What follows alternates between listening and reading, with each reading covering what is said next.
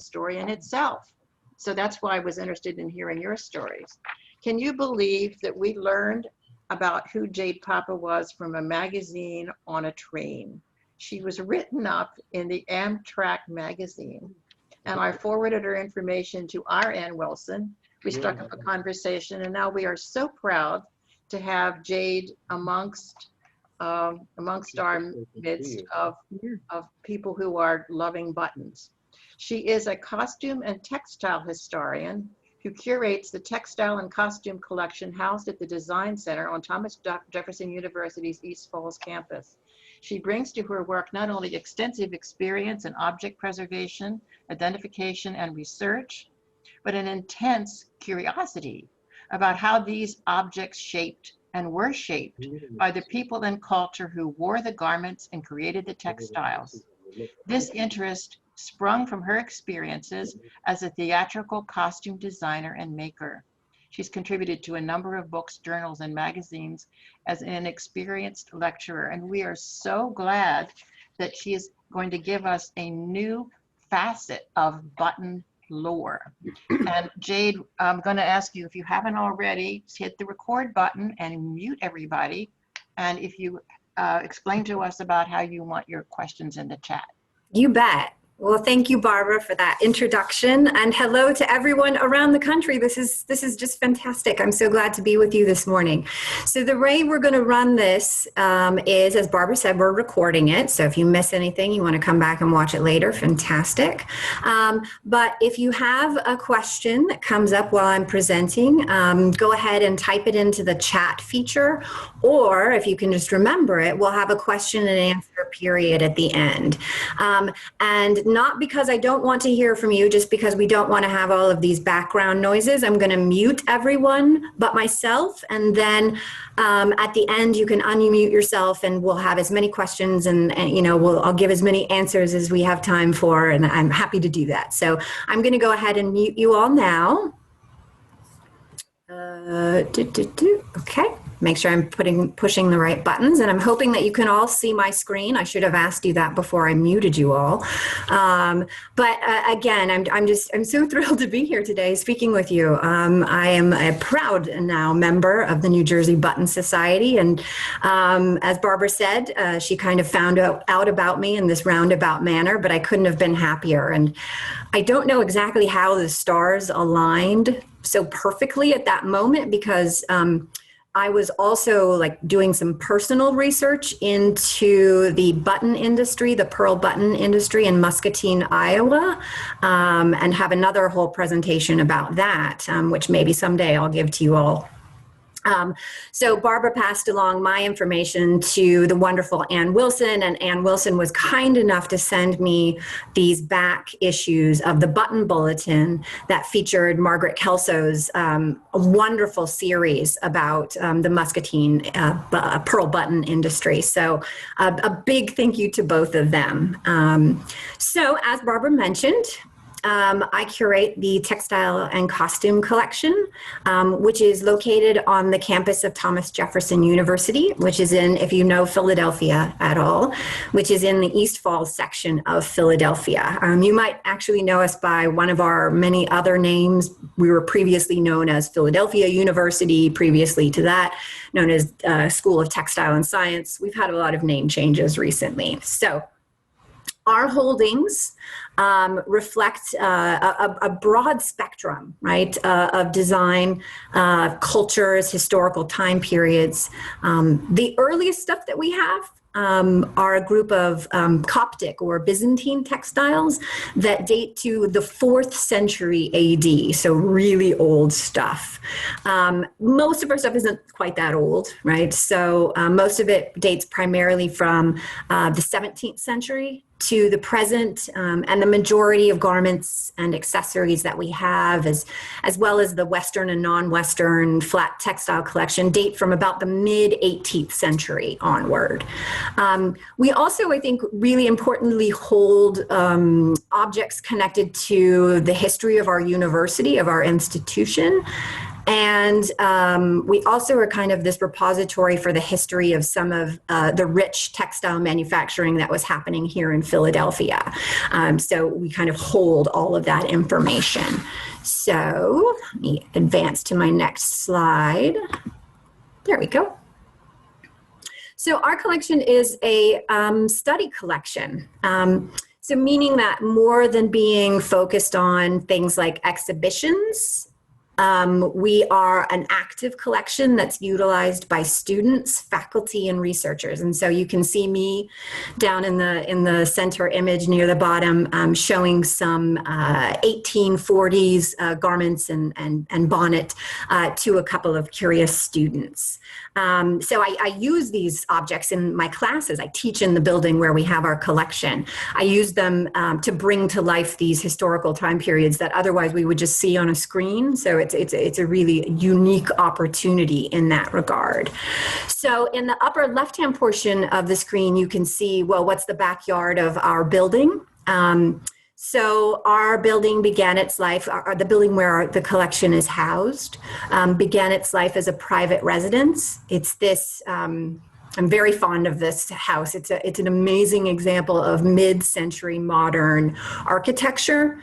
So it's this California ranch style house. It's like 9,000 square feet. It was built for the Paley and Levy families, which you may know those names. Bill Paley was one of the founders of CBS. The building, when it was donated to the university, was originally referred to as the Goldie Paley Design Center. And that was because it was his mother who for a time lived there. So, thank you for somebody who was pointing out that they're seeing two slides. Let me switch my screen. You'd think after I do this all the time for my classes. That's good. You're good now. I'm good now? Well, we're seeing you. Well, I think you want to, so are you seeing one slide or two slides, Barbara? One slide. Okay, fantastic. Thank you for the heads up. I knew something was a little awry, right? So, we are housed, our collection is housed in this building that you're seeing the backyard of here. So this building was, it's across the street from the main university, and it was donated to the institution in the 1970s, the mid 1970s. And from that point on, it became like the official repository for this sort of collection of textiles and objects that had been growing since the university was founded. And I'll talk more about that in just a moment. But at that point, we started getting so many donations. Like once we had a space, once we had a building, people just gave us stuff. And now we have probably, and we're still very much in the sort of inventory phase of things, but we probably have between 50,000 and 100,000 things, and that's an extraordinarily high number to take care of. And what you're seeing on the right hand of the screen here is a shoe closet, because we use Goldie Paley's master bedroom, other guest rooms to house our stuff. And so you're seeing Goldie Paley's shoe closet, which we now use for our shoe closet. And that's just a fraction of the shoes that we have. So we have within our collection, let's see if I can go, there we go. We have within our collection tens of thousands of textile swatches, right? And that sheer amount sometimes just blows me over, right? But I think it really reflects the origins of our university and the place that it still holds in the textile industry. We still have a very flourishing textile design department where undergrads can come and learn to be textile designers and weavers, right?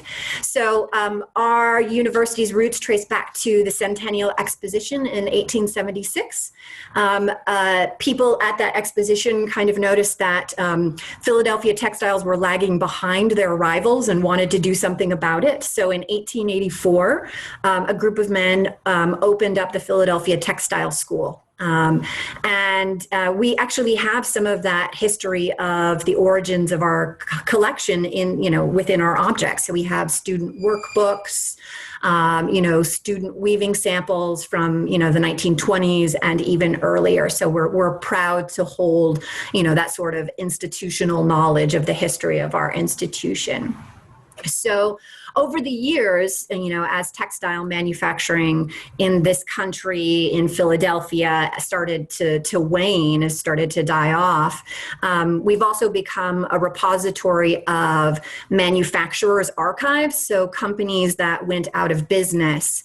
We have this extensive collection of swatches from the Onondaga Silk Company. And so you're seeing that image of the Onondaga silk sample in the middle of the screen there near the bottom. So Onondaga Silk Company, their mills were in Easton, Pennsylvania. And these were really high quality silks that were being used for high-end fashion design garments in the mid 20th century. And we have probably hundreds, if not thousands, of these textile swatches. So it's my theory that when this mill closed in 1981, the people that were in charge of sort of getting, sort of dispersing the materials that they had left, they knew we were a textile school. They knew maybe they had connections with some of our faculty. They gave parts of their archives to us. So I'm pleased to have that sort of knowledge of textile manufacturing as a part of our collection as well. So the textile swatch book you're seeing on the upper left-hand portion of the screen are these amazing plaid shirting cottons, so like a lightweight kind of cotton. And this is a book that has, hundreds on hundreds of pages of these textile swatches. And then I always enjoy bringing out to show the students these silk brocades from the 18th century. They have a really high metal content, right? So gold and silver metallic threads being used in them. So I always like to sort of, paint a picture of these garments made out of these brocades glowing in the candlelight. And it's really something to be able to hold those in your hands. So at the end of our presentation, my presentation today, I'm going to share some links that show you how you can access parts of our collection online. But I will also mention that, our physical collection is available not just to our students and our staff and our faculty, right?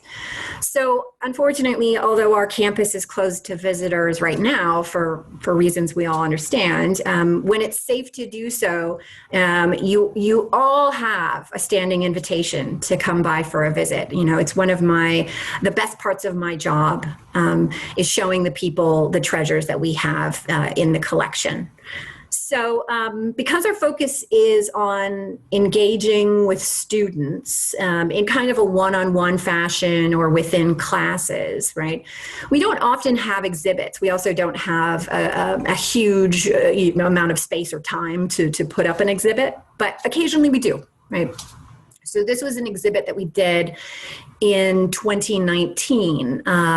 We had just finished inventorying our bag and purse collection, and we were really proud of the work that we had done. And so my amazing work study students and colleagues put on this exhibition to show off the hard work that they had done. And so that image in the center of the slide here is just a little glimpse into what this exhibit looked like. And if you are noticing, the purse in the case that's closest to us, the viewers, is the purse that I'm also showing you in detail here, the photographs. So this really remarkable piece is a Chatelaine bag. So this would date from the probably late 19th century. These bags became very popular in the 1860s and after, although they had been used and worn prior to that, certainly. But it offered a really great opportunity for a woman to sort of be hands-free, right? So on the left-hand side of the screen, you can see the bag. At the very top, it's got it's a hook, and she would have hooked that over a belt that she was wearing and been able to then open the bag and put in, handkerchief, a couple coins, whatever it was. So really sort of very useful. And this one happens to be a fantastically beaded chatelaine bag, which would have been created either by knitting with these beads or crocheting with these beads. And they're very tiny seed beads, right? I've got it really blown up so you can see the detail of these amazing flowers and peacock feathers and swirly bits. But it would have been an incredibly time-consuming process to create those. So we have a number of bags that are beaded in our collection, and so we like to show those off, and we were able to in the bag exhibit. So now on to the buttons, kind of, right? So what I think is really great about the majority of the buttons that we have in our collection is, and somebody said this when we were all introducing ourselves, like the context that is there, right? Most of the buttons that we have are attached to objects, right? So men's breeches, or the buttons at the wrist of a glove, or gowns, dresses like you're seeing here. And so we get to see them, with the garments, with the accessories in context, all in one piece. So I'll mention it. I'll mention it again. I'm a trained. My training, my education is in costume design, costume making for the theater, and in that sort of respect, I very much did use in that for garments for telling stories, right, to bring life to these people. And so I think that's one of the things that interests me the most about our objects, is finding ways to tell the story of the life that they lived, right? I want to feather out all of those details. So I want to find out, if I can, about the person who made the garment or designed it, its cultural significance, the technology that was used to make it, and of course, as much as we can, the person who might have worn it or used it or kept it, right? And buttons are, a huge part of that story. And so one of the things that I continue to be excited about is the potential in connecting with you, right? My fellow New Jersey Button Society members, but obviously like button enthusiasts from around the country who can help us add to that story and really, again, like breathe life into these pieces, right? To this small detail that is, sometimes just overlooked, right? So this garment is, I have so many favorites. I might say that more than once today, but this is one of my favorites today. And it's certainly one of the stars of our collections, not only because of the really great shape that it's in, right? It's in really good condition, but because of the harmony of like visual design it projects. Right, it's this beautiful sort of like so well thought out in its design. So you're looking at this, and I'm saying buttons, but I'm recognizing, and you'll tell me if I'm right or wrong, right? That technically those baubles, right, those silk wrapped little baubles that are on there are probably not buttons, right? Because they're not fastening anything, and they're probably just decoration. But they're made similar to a button. They've got a shank on the back of them. So this silk taffeta dress would have been woven on a jacquard loom, and it's got this stunning combination of stripes and checks and this amazing little acorn motif that it's a perfect fall dress, right? And of course, topping it all off are these baubles, or potentially buttons, which mimic the cap of an acorn, right? So based on the fabric alone, we can really conclude that this was an expensive garment, right? The fact that it still exists and is held by our museum indicates that it might have been a special occasion garment.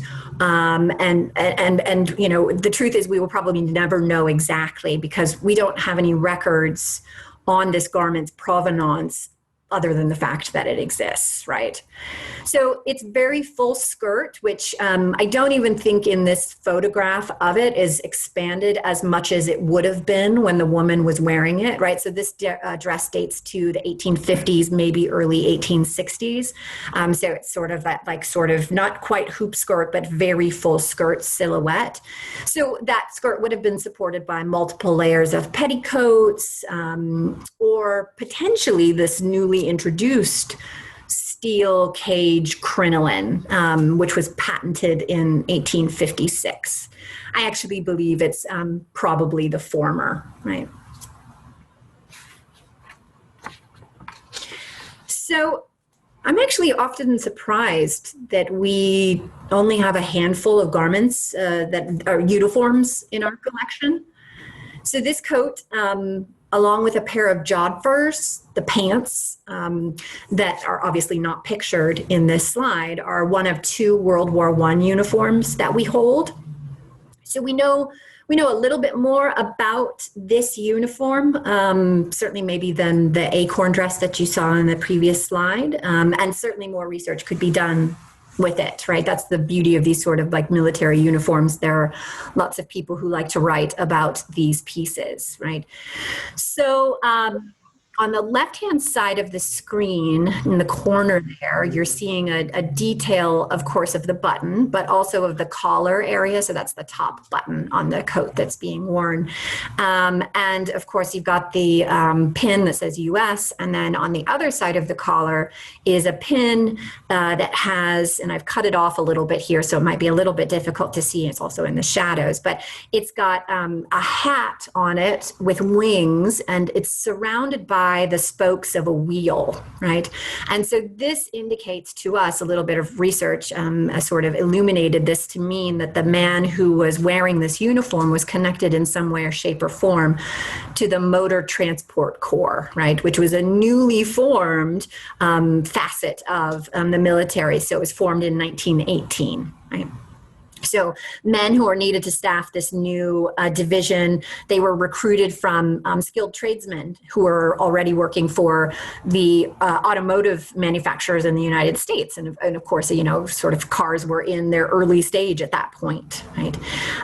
We know a little bit even more, right? The patch on the arm that you're seeing in that image in the center indicates that this guy's rank was a sergeant. He was a sergeant. And if we dig even deeper, we've got a label that's on the interior neckline of this garment that notes that it was made at Kirschbaum Clothes of Philadelphia. And so this wasn't, you know, this was a custom made uniform. It wasn't necessarily an army issue. So a little bit to do with, you know, rank and status there.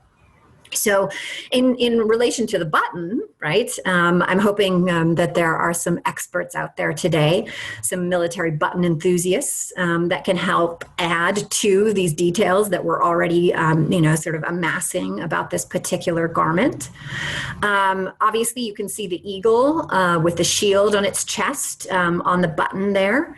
And I'm showing you, because I know I remember from Annie's presentation, they were like, oh, show the back of the button. So as much as possible, I was trying to get a back shot of the button, and it was tough because, of course, they're attached to the uniform, but you can see the shank of it there. And I will tell you that one of the buttons that was just about ready to fall off, there is a small little star with an arrow pointing to it. That was the only thing on the back of that button.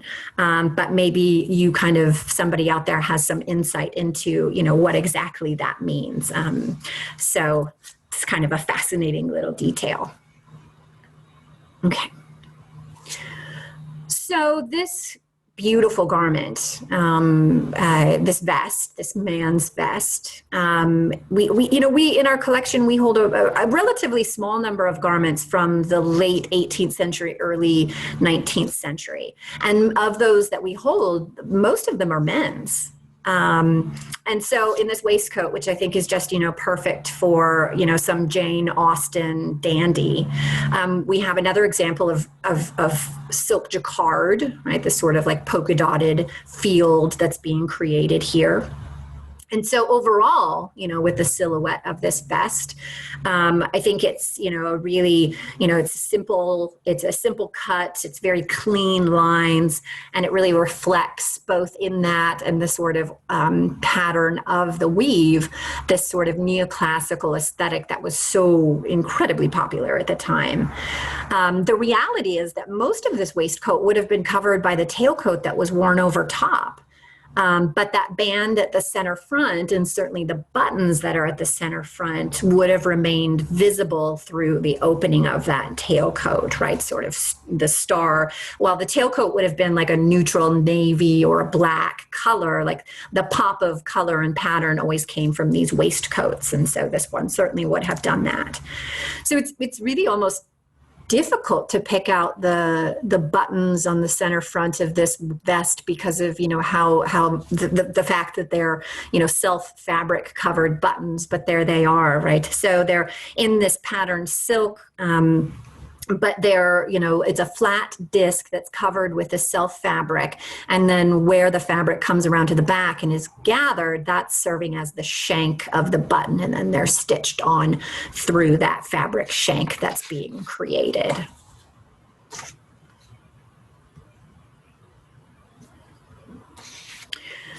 So because we are a study collection, not all of our pieces are the types you might expect to see if you go to, the Metropolitan Museum of Art's Costume Institute or the Philadelphia Museum of Art or any other, institution with this sort of revered collection of textiles and costumes. But, so this bodice, whose sleeves have clearly been separated at some point in time from the rest of the body of it. It is an example of, the kind of the state of some of our pieces. We have pristine, beautiful pieces, but we also have these that are in a little rougher shape, I guess we'll say. They've lived a bit more difficult life, right? I always think though that garments in this state offer our students who are looking at them this sort of like low pressure opportunity to really get up close and personal with these objects. When I tell students, you should definitely touch these and you should definitely handle and look at the details of them, I think their first response is often like, but I can't touch something that's in a museum. And, that's true. And I certainly teach them how to appropriately handle these things, but it's still sometimes a bit daunting. So this is kind of like, the sleeves are already off. It's a low pressure. It's already damaged. You're not going to do too much more. So, you don't have to handle this with kid gloves, right? So this garment is really fascinating to me, actually, for a variety of reasons, the buttons being one of them, which we'll speak about in a moment. But we actually have two bodices in this gray silk, which the majority of this bodice from the late 1870s, early 1880s is made out of. The other one dates a few decades earlier, right? So 1850s, 1860s. And so if you'll remember, the acorn dress that we looked at earlier in this presentation had those really full skirts. There's a lot of fabric, a lot of yardage in those skirts. And so I believe that the fabric for this bodice originated in the time period of the earlier bodice and had one of those full skirts. And then later, as the styles and the silhouettes changed, a very clever dressmaker remade the skirt into a new style, into the new fashionable silhouette and into this new bodice. So it was a bit of 19th century sustainable fashion. Which was in fact incredibly common because of the cost of these fabrics, right? So, sort of waste not, want not, right? And the buttons are really, extraordinary as well. And I will give another shout out to Annie. She's gotten a lot today, well deserved. I think after I watched her presentation, I may have decided, you guys will all verify this for me, that these buttons, or at least the center portion of them, are carved shell. Right? That color variation might indicate that. It was really hard for me to get an image of this on my phone camera, but it almost looks like there's a building with a figure standing out in front, and all of the buttons down the length of this bodice have this feature. And then of course it's ringed by these sort of faceted metal elements, and it's a shank button as well. So finally, I'll mention that we do have standalone buttons.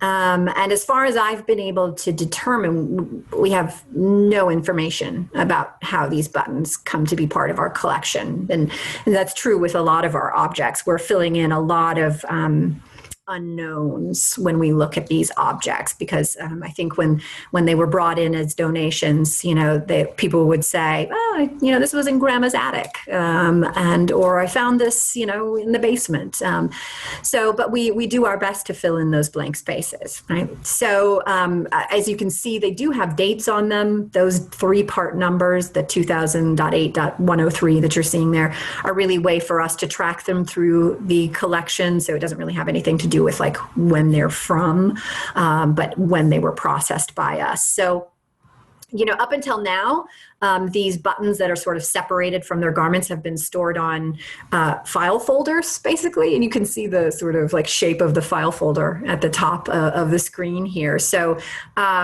if they've been on those file folders in basically 2 boxes amongst other notions that we have.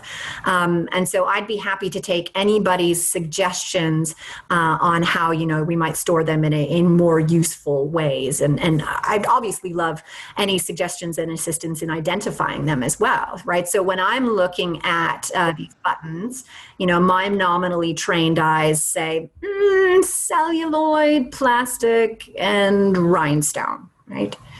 So my collection manager, who's here today, the other Ann Wilson, right? Another amazing Ann Wilson, posted about the rhinestone buttons in the corner on Instagram.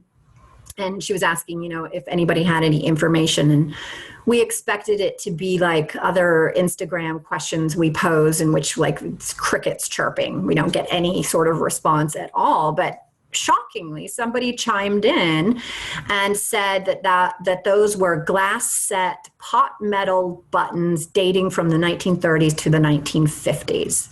And so I'm guessing that there's somebody out there today that can tell me if that's right or not. I see the chat button flashing. So maybe somebody's got some information. So these are, I think, here's another instance, me saying something is my favorite. I have many. So these are my favorite buttons for today. Right? I love this image on this sweet ore button.